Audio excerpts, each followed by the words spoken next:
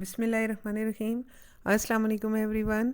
As per promise ये second video बनाने जा रहे हैं हम, जो कि वैलिडिटी की वीडियोस की सीरीज़ से रिलेटेड है।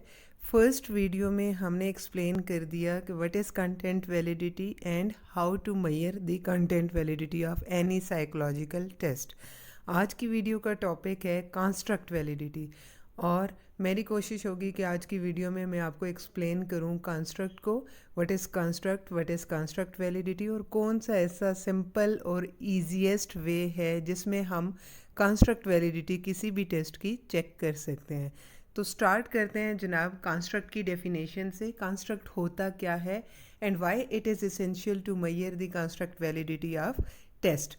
कंस्ट्रक्ट क्या होता है जनाब? Construct anything that is invisible, वो कैरेक्टरिस्टिक जो कि इनविजिबल होती है, जो डायरेक्टली मेजरेबल नहीं होती, जो हमें नज़र नहीं आती, जो डायरेक्टली एग्जिस्ट फिजिकल उसकी अपीयरेंस नहीं होती। ठीक है, it is based on any theoretical idea और it is based on any concept. ये किसी भी आइडिया पे, किसी भी कॉन्सेप्ट पे बेस कर रहा होता है that we can't see directly. ठीक है, ये आइडिया, ये कंसेप्ट हमारे माइंड में तो अवेलेबल होता है, प्रेजेंट होता है, but we can't see this idea, we can't see this concept directly. अब होता क्या है, हम इस चीज़ को मेजर कैसे करते हैं? इस आइडिया को, इसको हम इनडायरेक्टली मेजर करते हैं through by relating this with its behaviours. ठीक है, अब कंस्ट्रक्ट का अगर वर्ड टू वर्ड मीनिंग हम देखें तो construct means, the word construct means to build something, कोई भी कंस्ट्रक्शन करना। जब आप इसकी मीनिंग देख रहे होते हो तो it means that we are building, we are measuring, we are identifying those underlying behaviors, those ideas, those concepts that are present in our mind but that are not directly visible. ठीक है जी, ये एक theory होती है, एक idea होता है जिसमें नंबर ऑफ एब्स्ट्रैक्ट एलिमेंट्स होते हैं। एब्स्ट्रैक्ट मीन्स अनक्लियर एलिमेंट्स होते हैं, और मोस्टली ये सब्जेक्टिव होता है and that are not based on any empirical proof और एविडेंस। ठीक है, अब किसी भी कॉन्सेप्ट को या किसी भी आइडिया को जो आपके माइंड में एग्जिस्ट कर रहा होता है, जब आप उसको रिलेट करते हैं उसके विजिबल बिहेवियर्स के साथ और उसको जब आप मेजर कर लेते हैं तो वो कॉन्सेप्ट बन जाता है। So it means that any measurable concept is known as construct. Construct हर आइडिया जो आप मेजर कर लेते हो। कॉन्सेप्ट क्या होता है? अनक्लियर होता है, आइडिया होता है, आपके माइंड में एग्जिस्ट करता है, और उसी कॉन्सेप्ट को जब आप मेजर कर लेते हो, जब आप स्टडी कर लेते हो by relating that concept, by relating that idea with observable, visible, measurable behaviours, जब आप उन बिहेवियर्स के थ्रू इनडायरेक्टली उस कॉन्सेप्ट को मेजर कर लेते हो तो वो कॉन्सेप्ट नहीं रहता, वो आइडिया नहीं रहता, वो मेजरेबल कंस्ट्रक्ट बन जाता है। ठीक है, अब कंस्ट्रक्ट वैलिडिटी क्या होती है? Construct validity is related to how well the test evaluates the concept for which it was designed to measure।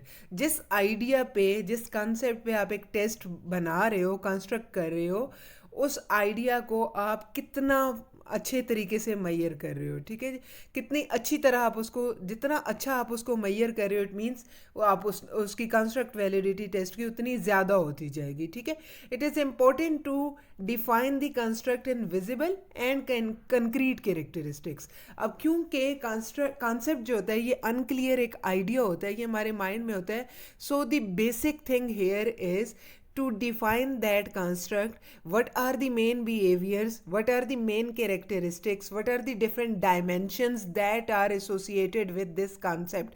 अब construct को सबसे पहले आपने explain करना है। अब इससे related behavior कौन कौन से हैं, कौन सी ऐसी characteristics हैं जो इस construct का part हैं। नेक्स्ट स्लाइड में आपको एग्जाम्पल भी देती हूँ, किसी एक कंस्ट्रक्ट को हम एग्जाम्पल बनाएंगे और उसके साथ मैं आपको उससे रिलेट करके बिहेवियर्स भी बताऊंगी कि कैसे हम सबसे पहले कंस्ट्रक्ट को डिफाइन करते हैं। ठीक है, कंस्ट्रक्ट को डिफाइन करना, कंस्ट्रक्ट वैलिडिटी को स्टडी करने के लिए आप कह सकते हो इनिशियल स्टेप है to define the construct, what are the dimensions of this construct, what are the behaviours that are associated with this construct, क्योंकि हमने मेजर करना होता है उस कंस्ट्रक्ट को indirectly through that behaviours. So हमें स्पेशल अटेंशन पे करनी होती है उन बिहेवियर्स के ऊपर जो कि एसोसिएटेड होंगे उस कंस्ट्रक्ट के साथ, रिलेटेड होंगे जिस कंस्ट्रक्ट को आप मेजर करने जा रहे हो। कंस्ट्रक्ट की कैरेक्टरिस्टिक्स पे अगर हम बात करें तो there are two basic characteristics. All constructs are unclear, abstract and vague summaries of something that exist in nature. Nature में अवेलेबल होते हैं but these are unclear, these are vague, these are abstract. ये invisible होते हैं, हमें नज़र नहीं आते. ठीक है. अब इसको मैयर करने के लिए जो सेकंड कैरेक्टरिस्टिक है इसकी, constructs are always related to concrete and visible behaviours. हमेशा हमेशा कंस्ट्रक्ट जो है, क्योंकि खुद अनक्लियर होता है, वेग होता है, लेकिन वो रिलेटेड होता है किसी भी विजिबल बिहेवियर के साथ, किसी भी कंक्रीट थिंग के साथ जिसको आप डायरेक्टली ऑब्जर्व कर सकते हो, जिसको आप मैयर कर सकते हो. और इन्हीं क्लियर बिहेवियर के साथ, कंक्रीट बिहेवियर्स के थ्रू, विजिबल बिहेवियर्स के थ्रू हम अपने अनक्लियर कंस्ट्रक्ट को स्टडी भी कर लेते हैं. कंस्ट्रक्ट वैलिडिटी को स्टडी करने के लिए जो बेसिक मेथड यूज़ होता है, जो फर्स्ट स्टेप आप कह सकते हो, it is known as construct explication. Explication process क्या होता है? एक्सप्लिकेशन प्रोसेस बेस करता है 3 स्टेप्स पे, जिसके थ्रू हम कंस्ट्रक्ट वैलिडिटी को एवेलुएट करते हैं. किसी भी टेस्ट की आप कंस्ट्रक्ट वैलिडिटी चेक कर रहे होते हो, उसमें सबसे पहला टास्क आपका क्या होता है? डिफाइन और describe the behaviours that are associated with the construct that is under observation. For example आपका पर्पस ऑफ टेस्ट जो है, आप जिस पर्पस के लिए टेस्ट डिज़ाइन कर रहे हो, आपने उस कंस्ट्रक्ट को से रिलेटेड बिहेवियर्स को आइडेंटिफाई करना है. ऑलरेडी मैं आपको बता चुकी हूँ प्रीवियस स्लाइड में कि most important are initial step is to define behaviours, what are the characteristics and what are the dimensions of this construct. इस कंस्ट्रक्ट से रिलेटेड बिहेवियर कौन कौन से हैं. फॉर एग्जाम्पल अगर मैं आपको एग्जाम्पल दूँ, for example if you are measuring the aggression, आपने एक टेस्ट डिज़ाइन किया टू मैयर एग्रेशन. एग्रेशन अब एक इनविजिबल, अनक्लियर, एक वेग कॉन्सेप्ट है जो कि आपके माइंड में तो एग्जिस्ट करता है, आप कहते हो एग्रेशन है, लेकिन वो आपको डायरेक्टली विजिबल नहीं होता. उसको आप एसोसिएट करते हो इनडायरेक्टली थ्रू रिलेटेड बिहेवियर्स. तो आपने उससे रिलेटेड बिहेवियर्स को आइडेंटिफाई करना है. एग्रेशन से रिलेटेड कौन कौन से बिहेवियर्स हैं, अगर आप रिकॉल करें अपने माइंड में, तो आप जिसको एग्रेसिव कहते हो आप उसके बिहेवियर के थ्रू कहते हो. फॉर एग्जांपल एक पर्सन जो शाउट करता है बार बार, एक पर्सन जो फाइटिंग में इन्वॉल्व होता है, हिटिंग में इन्वॉल्व होता है, वर्बल उसके या नॉन वर्बल बिहेवियर ऐसा होता है कि जो बहुत ही स्ट्रिक्ट होता है. For example abusive language use कर रहा है, फाइटिंग कर रहा है, शाउटिंग कर रहा है, तो या ऐसे बंदे को, ये बिहेवियर्स को आप एसोसिएट कर देते हो उसके एग्रेशन लेवल के साथ. So these are behaviours. और फर्स्ट स्टेप होता है कंस्ट्रक्ट एक्सप्लिकेशन में या कंस्ट्रक्ट वैलिडिटी को चेक करने के लिए कि आपने उन बिहेवियर्स को आइडेंटिफाई करना है, उन बिहेवियर्स को आपने डिफाइन करना है जो कि रिलेटेड होंगे आपके कंस्ट्रक्ट के साथ, टेस्ट के पर्पस के साथ. Then second step is to describe other constructs and make decision about their relationship with that construct that is under your observation. जिस construct को आप स्टडी कर रहे हो, जैसे मैंने अभी एग्जांपल दी, फॉर एग्जांपल हम स्टडी करें एग्रेशन को, हमारे टेस्ट का पर्पस है एग्रेशन. फर्स्ट स्टेप में हमने उससे रिलेटेड बिहेवियर्स को आइडेंटिफाई कर लिया. सेकंड स्टेप में हमने एडिशनल कंस्ट्रक्ट्स स्टडी करने हैं, एडिशनल कंस्ट्रक्ट्स कोई देखने हैं, और हमने ये डिसाइड करना है whether these constructs are related और अनरिलेटेड टू एग्रेशन. ठीक है. अब सपोज हम एग्रेशन की एग्जांपल को साथ लेके चलें, तो हम कोई ऐसा कंस्ट्रक्ट साथ में चला लेते हैं, कोई ऐसा कंस्ट्रक्ट जो उसके साथ मैच करता हो, जो उससे रिलेटेड हो. For example power, need for power related to the aggression, and honesty. आप सेकंड कंस्ट्रक्ट ये डिसाइड कर लेते हो कि हम ऑनेस्टी के साथ इसको को रिलेट कर लेते हैं. तो ऑनेस्टी अनरिलेटेड है, ऑनेस्टी का कोई लिंक नहीं है आपके एग्रेशन के साथ, एसोसिएशन नहीं बनता. तो हमने आइडेंटिफाई करना है रिलेटेड कंस्ट्रक्ट भी और अनरिलेटेड कंस्ट्रक्ट भी जो कि आपके टेस्ट के पर्पस से रिलेटेड हो और अनरिलेटेड हो. Then in the third step we will define those behaviors that are related to these additionals. जो सप्लीमेंट्री कंस्ट्रक्ट्स आपने नए कंस्ट्रक्ट ऐड किए उनसे रिलेटेड होने चाहिए. अब जैसे हमने फर्स्ट स्टेप में एग्रेशन से रिलेटेड बिहेवियर्स देखे, अब हम थर्ड स्टेप में ऑनेस्टी और नीड फॉर पावर से रिलेटेड बिहेवियर्स भी आइडेंटिफाई करेंगे कि उन ऑनेस्टी को मैयर करने के लिए कौन कौन से बिहेवियर्स को हम स्टडी कर सकते हैं और पावर को मैयर करने के लिए हम कौन कौन से बिहेवियर्स को स्टडी कर सकते हैं. ऑनेस्टी के लिए फॉर एग्जांपल एक बंदा है, वो अपना काम जो है वो टाइम पे करता है, टाइम को फॉलो करता है, स्ट्रिक्टली फॉलो करता है, अपनी स्टडीज़ के साथ लायल है, अपने जो टाइम टेबल बनाता है, है, हार्ड वर्किंग बिहेवियर शो कर रहा होता है, झूठ नहीं बोलता, चीट नहीं करता, ट्रूथफुलनेस शो कर रहा है, तो हम इन बिहेवियर सारों को, ये जितने भी बिहेवियर्स हैं, हमें इसको एसोसिएट कर लेते हैं और उस बंदे को टाइटल दे देते हैं, इंडिविजुअल को, that he is an honest person. तो अब ऑनेस्ट पर्सन जो होता है उसको ऑनेस्टी हमें नज़र नहीं आ रही थी, लेकिन उसके साथ मेजरेबल विजिबल बिहेवियर से जिनको हम एसोसिएट करें ऑनेस्टी के साथ। इसी तरह पावर के साथ एक डोमिनेटिंग पर्सन है जो हर जगह अपनी चला रहा होता है, कहीं पे शाउट करता है, कहीं पे पावर शो करता है, कहीं पे अपना डोमिनेंस दिखा रहा होता है। तो ये बिहेवियर्स जो है ये रिलेटेड है नीड फॉर पावर के साथ। अब हमने आइडेंटिफाई कर लिए बिहेवियर्स जो कि एडिशनल कंस्ट्रक्ट से भी रिलेटेड थे इन थर्ड स्टेप।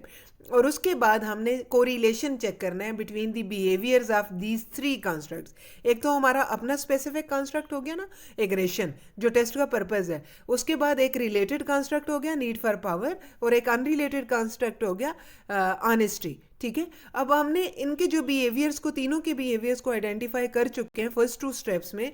अब हमने कोरिलेशन लगाना है इन तीनों के बिहेवियर्स के ऊपर, तीनों के आइटम्स के ऊपर, वेदर दे आर रिलेटेड और अनरिलेटेड विद ईच अदर। अब on the basis of relationship among construct, अगर आपका कंस्ट्रक्ट्स आपस में पॉजिटिवली कोरिलेट कर रहे हैं, फॉर एग्जांपल एग्रेशन और पावर का आप कहते हो पॉजिटिव कोरिलेशन है, ये दोनों रिलेटेड कंस्ट्रक्ट्स हैं, then these behaviours must be positively correlated. इनके बिहेवियर्स के दरमियान भी पॉजिटिव कोरिलेशन आना चाहिए। जो एग्रेसिव पर्सन होगा वो भी शाउट करेगा, जो नीड फॉर पावर में होगा वो भी शाउट करेगा। ठीक है, एग्रेसिव पर्सन है वो भी डोमिनेंस शो करेगा, जो पावर में है वो भी डोमिनेंस शो करेगा। तो इनके बिहेवियर्स में भी कोरिलेशन आना चाहिए अगर तो कंस्ट्रक्ट्स रिलेटेड है। इसी तरह अगर कंस्ट्रक्ट्स अनरिलेटेड हैं, जैसे ऑनेस्टी का लिंक नहीं बनता एग्रेशन के साथ, तो इनके बिहेवियर्स भी अनरिलेटेड होने चाहिए। ठीक है, इनका बिहेवियर्स के दरमियान भी कोरिलेशन लेस होना चाहिए या नहीं होना चाहिए। जैसे ट्रूथफुलनेस, इसका कोई लिंक नहीं बनता आपके एग्रेशन के साथ या आपके शाउटिंग बिहेवियर के साथ। तो इसी तरह आपने इन तीनों स्टेप्स को, कंस्ट्रक्ट एक्सप्लिकेशन का नाम दिया जाता है, कि इन तीनों स्टेप्स को फॉलो करते हो हम मेजर कर सकते हैं कंस्ट्रक्ट वैलिडिटी को। अच्छा, इसकी मैं इजी एग्जांपल अगर आपको दूं, ये तो हो गए डिफरेंट स्टेप्स ना, कि हम इन स्टेप्स को, अब इन स्टेप्स को प्रैक्टिकली कैसे इंप्लीमेंट करना है, किस तरह से अप्लाई करना है इन स्टेप्स को, ये मैं आपको नेक्स्ट स्लाइड में बताती जा रही हूँ। अच्छा, वो मेथड्स जो यूज़ हो रहे हैं कंस्ट्रक्ट वैलिडिटी के लिए, convergent validity, discriminant validity and factor analysis, these are the common methods that can be used to measure construct validity। कहीं कहीं आपको मिलेगा कोरिलेशन मेथड, तो कोरिलेशन मेथड इन मेथड्स में कन्वर्जेंट में भी यूज़ होगा, डिस्क्रिमिनेंट वैलिडिटी में भी यूज़ होगा। इनको टाइप्स ऑफ कंस्ट्रक्ट वैलिडिटी भी बोला जाता है, कन्वर्जेंट और डिस्क्रिमिनेंट वैलिडिटी को, फॉर्म्स भी होते हैं उसके।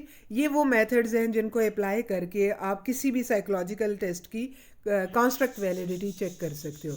वन बाय वन अगर एक्सप्लेन करूँ तो कन्वर्जेंट मीन्स होता है, the word convergent means to converge, to focus on a single point, merge करना, फोकस करना एक सिंगल पॉइंट की तरफ। सारी चीज़ों को का जब फोकस होता है, सारी चीज़ें जब कन्वर्ज हो रही होती हैं किसी एक स्पेसिफिक थिंग की तरफ, किसी एक स्पेसिफिक पॉइंट की तरफ, तो वो कन्वर्जेंट होता है। अगर कन्वर्जेंट वैलिडिटी को डिफाइन करें तो हम इसको डिफाइन कर सकते हैं, it is the method to measure the correlation between the similar constructs. It means that if two or more constructs are similar, then there must be positive correlation between them. Constructs दोनों same है तो उनके दरमियान correlation भी high होना चाहिए, positive correlation होना चाहिए। अब इस कोरिलेशन को चेक करने के लिए एक फार्मूला यूज़ होता है, एज यू ऑल नो कि फार्मूला कोरिलेशन का अप्लाई होता है, और मोस्टली यूजुअली जो फार्मूला यूज़ होता है वो पियर्सन कोरिलेशन यूज़ होता है। और कोरिलेशन की वैल्यू हम सबको पता है कि +1 से -1 के दरमियान ही रहती है। +1 means highly perfect positive correlation, -1 shows perfect negative correlation, and 0 indicates total absence of relationship। अब जो वैल्यूज़ +1 के करीब होती हैं तो इट मीन्स वो परफेक्ट पॉजिटिव कोरिलेशन को, हाई पॉजिटिव कोरिलेशन को शो कर रही होती हैं। अच्छा, अगर दोनों कंस्ट्रक्ट सिमिलर हैं, कंस्ट्रक्ट सेम है इट मीन्स उनके दरमियान पॉजिटिव कोरिलेशन आना चाहिए, उनका कोरिलेशन भी हाई पॉजिटिव कोरिलेशन होना चाहिए। ये कोरिलेशन हमें दो चीज़ें बताता है, एक तो स्ट्रेंथ ऑफ रिलेशनशिप बताएगा और दूसरा हमें डायरेक्शन ऑफ रिलेशनशिप बताएगा। डायरेक्शन कैसे बताएगा कि पॉजिटिव डायरेक्शन में कोरिलेट कर रहे हैं वेरिएबल्स आपस में या नेगेटिव डायरेक्शन में कोरिलेट कर रहे हैं। अगर दोनों वेरिएबल्स एट अ टाइम उनका स्कोर इंक्रीज हो रहा है तो it means those variables are positively correlated with each other. जितनी वैल्यू +1 के करीब जाएगी, 0.9, 0.8, इट मीन्स 0.89, 0.92, 0.94, इट मीन्स वो पर +1 के करीब करीब जा रही है, और जितना +1 के करीब होगी वैल्यू उतना वो बता रहा है हमें कि ये वैल्यू जो है plus means positive direction show कर रहा है। अगर नेगेटिव डायरेक्शन में जा रही है -7, -0.7, -0.2, -0.8, तो negative symbol means that the direction of relationship is negative. ठीक है, दोनों वेरिएबल्स के दरमियान नेगेटिव एसोसिएशन बन रहा है। अब स्ट्रेंथ हमें कैसे बताता है, वैल्यूज ग्रेटर देन 0.7, 0.8, अगर आपकी वैल्यूज +1 के करीब है तो इट मीन्स जितनी वैल्यूज हाई होती जाएगी, क्योंकि वैल्यू पॉइंट्स में ही होती है, 1 से एक्सीड नहीं करती कोरिलेशन की वैल्यू, तो जितनी वैल्यू आपकी हाई होती जाएगी उतना उसकी स्ट्रेंथ ज़्यादा होती जाएगी। फॉर एग्जांपल 0.92 मीन्स पर highly positive correlation. Similarly -0.9 means high negative correlation. 0.2 correlation आ रहा है तो वो वीक कोरिलेशन है। जितनी वैल्यू लो होती जाएगी वो वीक कोरिलेशन। -0.2 है, डायरेक्शन नेगेटिव हो गई लेकिन वीक कोरिलेशन। ठीक है, तो आपकी वैल्यूज जितनी इंक्रीज करती जाएंगी, 1 के जितना करीब होती जाएंगी, उतना स्ट्रेंथ ऑफ रिलेशनशिप ज़्यादा होता जाएगा इन आइदर डायरेक्शन। अब डिस्क्रिमिनेंट वैलिडिटी क्या होती है? It is the method to measure the correlation between dissimilar constructs. It means that if 2 or more constructs are unrelated, then there must be negative correlation between them. Already मैं आपको construct एक्सप्लिकेशन में ये बातें बता चुकी हूँ, ये सिर्फ उनकी एक्सप्लेनेशन है कि अगर दो कंस्ट्रक्ट्स आपस में रिलेट नहीं कर रहे तो नेगेटिव कोरिलेशन है, तो उनके वेरिएबल्स को भी आपस में नेगेटिव कोरिलेशन ही होना चाहिए, और अगर उनका आपस में कोई लिंक नहीं है तो उनके वेरिएबल्स का भी आपस में कोई लिंक नहीं होना चाहिए। ठीक है, अब अगेन यहाँ पे भी कोरिलेशन मेथड ही यूज़ होता है डायरेक्शन को भी और स्ट्रेंथ को भी चेक करने के लिए। पियर्सन मोस्टली यूज़ होता है, +1 से -1 के दरमियान रेंज रहेगी, पॉइंट्स में रहेगी। मैं आपको एक्सप्लेन कर चुकी हूँ स्ट्रेंथ और डायरेक्शन ऑफ रिलेशनशिप में। यहाँ मैं आपको एक एग्जांपल दे देती हूँ जिससे आपको मज़ीद क्लियर होने के चांसेस हैं। एक्सप्लोरेटरी एग्जाम्पल से पहले मैं आपको बता दूं third method, exploratory factor analysis. Exploratory factor analysis rarely use होता है, या आप अगर यूज़ करना चाहो यू कैन यूज़ इट, लेकिन अगर आपके पास रिलेशनशिप जो है वो अनक्लियर होता है, relationship of variable is vague और unclear, then you will use this exploratory factor analysis. इसको एब्रीविएशन जो यूज़ होती है EFA, exploratory factor analysis statistical method है जिसको हम यूज़ कर सकते हैं SPSS में to calculate the construct validity of any test. अब इसमें मैं पूरी एक वीडियो बनाऊंगी जो आपको मैं एक्सप्लेन कर दूंगी कि किस तरह से SPSS पे, क्योंकि ये प्रैक्टिकल वर्क है कि इसको कैसे कैलकुलेट किया जा सकता है। इसके अलावा अगर मज़ीद ऑथेंटिक बनाना चाहते हैं तो आप कन्फर्मेटरी फैक्टर एनालिसिस भी यूज़ कर सकते हैं जो एमोस में यूज़ होता है, वो भी मैं आपको नेक्स्ट किसी वीडियो में एक्सप्लेन कर दूंगी। मोस्टली यूज़ होता है convergent validity and discriminant validity, और अगर आप चाहें तो आप SPSS में एक्सप्लोरेटरी फैक्टर एनालिसिस भी यूज़ कर सकते हो। इसमें आप हर एक फैक्टर को 1 by 1 स्टडी कर रहे होते हो, वेदर दे आर अनरिलेटेड और unrelated to the construct. Campbell और फिस्क ने एक मेथड इंट्रोड्यूस करवाया था 1959 में, multi trait multi method approach to measure the construct validity of any test. Multi trait means more than 2 constructs, multi हो गया ना, मोर देन 1 ट्रेड। ठीक है, एक से ज़्यादा ट्रेड्स को आप स्टडी कर रहे हो इस मेथड में, and multi method means two 1 greater than 1 method. 2 or more than 2 methods are used here. So in this multi-trade multi-method approach, 2 or more than 2 methods are used to measure 2 or more than 2 constructs at a time. At a time आप दो या दो से ज़्यादा construct को मैयर कर रहे होते हो by using 2 or more than 2 methods. For example आप कैसे इसको स्टडी अप्लाई कर सकते हो मल्टी ट्रेड अप्रोच को. If a researcher wants to measure 3 constructs at a time. For example वही एग्जाम्पल अगर हम उसी एग्जाम्पल को कंटिन्यू करें, ऑनेस्टी हमारे पास एक कंस्ट्रक्ट आ गया, नीड फॉर पावर हमारे पास दूसरा कंस्ट्रक्ट आ गया, एग्रेशन हमारे पास थर्ड कंस्ट्रक्ट आ गया. अगर रिसर्चर इन तीनों को एट अ टाइम स्टडी करना चाह रहा है बाय यूजिंग 3 मेथड्स, एक मेथड उसने यूज़ कर लिया रिटन टेस्ट का, दूसरा मेथड उसने यूज़ कर लिया टीचर्स रेटिंग का, और तीसरा मेथड उसने यूज़ किया रेटिंग फ्रॉम एनी आउटसाइडर और any observer who is observing your behaviour. ठीक है, कुछ टाइम से आपका बिहेवियर ऑब्जर्व करेगा और उसके बाद वो आपको आपकी रेटिंग्स करेगा. Then this researcher is using multi trait multi method approach, क्योंकि उसने मल्टीपल कंस्ट्रक्ट यूज़ किए और मल्टीपल मेथड्स यूज़ किए एट अ टाइम. ठीक है, एक ही मेथड में. This method is more reliable and can provide evidence about both. Convergent validity के बारे में भी हमें एविडेंस प्रोवाइड कर सकता है और डिस्क्रिमिनेंट वैलिडिटी के बारे में भी एविडेंस प्रोवाइड करता है. ठीक है, कैसे कन्वर्जेंट वैलिडिटी के बारे में बताता है. फॉर एग्जांपल आपके पास तीनों मेथड थे, आपने तीनों कंस्ट्रक्ट से ऑनेस्टी भी था, पावर भी था और एग्रेशन भी था. अगर सिर्फ ऑनेस्टी को लें तो यहाँ पे इस स्लाइड में अगर आप देखें तो 3 मेथड हैं. रिटन टेस्ट, उसका भी एरो आने से कन्वर्ज हो रहे हैं, फोकस हो रहे हैं, एक ही पॉइंट पे मर्ज हो रहे हैं. वो भी रिटन टेस्ट भी मैयर कर रहा है ऑनेस्टी को, टीचर रेटिंग्स भी मैयर कर रहा है ऑनेस्टी को, रेटिंग्स फ्रॉम ऑब्जर्वर भी मैयर कर रहा है ऑनेस्टी को. इसी तरह से आप एग्रेशन को रख लें, मिडिल में आप एग्रेशन को रख लें, तीनों मेथड स्टडी करें एग्रेशन को. इसी तरह से आप पावर को रख लें, तीनों methods eight a time study करें पावर को.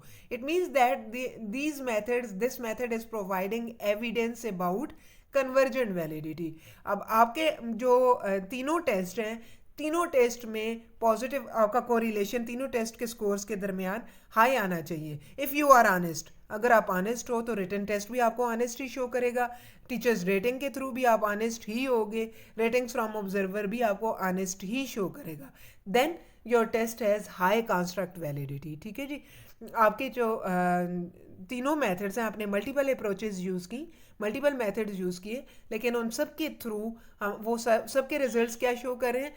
आपके ऑनेस्टी पे स्कोर्स हाई हैं, आपकी रेटिंग्स हाई बता रहे हैं, आपके एग्रेशन पे स्कोर्स आए हैं, आपकी रेटिंग्स हाई जा रही हैं तीनों मेथड्स के थ्रू. इसी तरह पावर पे स्कोर्स आए हैं, आपकी रेटिंग्स तीनों मेथड्स में हाई जा रही है. तो इन तीनों मेथड्स में पॉजिटिव कोरिलेशन होना चाहिए. It means that your test is showing the convergent validity. Evidence provide कर रहे हैं ये मेथड का high correlation about your convergent validity. इसी तरह अगर डिस्क्रिमिनेंट वैलिडिटी, जिसको हम डाइवर्जेंट वैलिडिटी भी कह सकते हैं, डाइवर्ज कहते हैं स्प्रेड होने को, एक पॉइंट से स्प्रेड होना डिफरेंट डायरेक्शंस में. ठीक है, तो वहाँ पे अगर हम देखें तो ये रिटन टेस्ट है, मिडिल में यहाँ आप देखें एक मेथड है रिटन टेस्ट, या दूसरा आप यहाँ पे दूसरा मेथड भी लिख सकते हो टीचर्स रेटिंग, आप यहाँ पे कोई तीसरा मेथड भी लिख सकते हो रेटिंग फ्रॉम ऑब्जर्वर. अब ये एक जो मेथड है ये डाइवर्ज हो रहा है, स्प्रेड हो रहा है, फैल रहा है, तीनों कंस्ट्रक्ट्स को एट अ टाइम मैयर कर रहा है. अब एरो की डायरेक्शन यहाँ आप देखें डिस्क्रिमिनेंट डाइवर्ज हो रही है. ठीक है, तो ये मैयर कर रहा है ऑनेस्टी को भी, नीड फॉर पावर को भी और एग्रेशन को भी एट अ टाइम. एक मेथड आपको तीनों कंस्ट्रक्ट्स पे रेटिंग दे रहा है that this person is honest, this person is aggressive and this person has is in need of power or not, maybe not, maybe yes. तो आपका जो एक टेस्ट है वो हमें आपके तीनों कैरेक्टरिस्टिक्स बता रहा है, तीनों कंस्ट्रक्ट्स के बारे में इंफॉर्मेशन प्रोवाइड कर रहा है, डाइवर्जेंट वैलिडिटी भी शो कर रहा है. तो it means if you are honest, doesn't mean अगर आपके दोनों कंस्ट्रक्ट ऑनेस्टी और एग्रेशन अनरिलेटेड हैं तो उसके बिहेवियर्स भी अनरिलेटेड होंगे. अगर नेगेटिव कोरिलेशन है तो नेगेटिव कोरिलेशन होगा बिहेवियर्स के दरमियान भी. और इसी तरह से आपका जो एग्रेशन और नीड फॉर पावर है ये आपस में रिलेटेड हैं, तो रिटन टेस्ट इसके दरमियान भी पॉजिटिव कोरिलेशन बताएगा. रिटन टेस्ट में हो सकता है आपके स्कोर्स दोनों पे हाई हो जाएं. ठीक है, तो इस तरह से कंस्ट्रक्ट वैलिडिटी, अगर आपका रिलेटेड कंस्ट्रक्ट्स हैं तो उनके दरमियान रिलेशनशिप भी पॉजिटिव होना चाहिए, और अगर अनरिलेटेड कंस्ट्रक्ट्स हैं तो उनके दरमियान रिलेशनशिप भी नहीं होना चाहिए. ठीक है, नेगेटिव कोरिलेशन है तो नेगेटिवली कोरिलेट करना चाहिए. तो ये आपकी टेस्ट की कंस्ट्रक्ट वैलिडिटी होती है जिसको आप मैयर कर सकते हो through convergent validity, discriminant validity, multi trait multi method approach और exploratory factor analysis. These are different methods that can be used to measure the construct validity of your test. Thank you so much.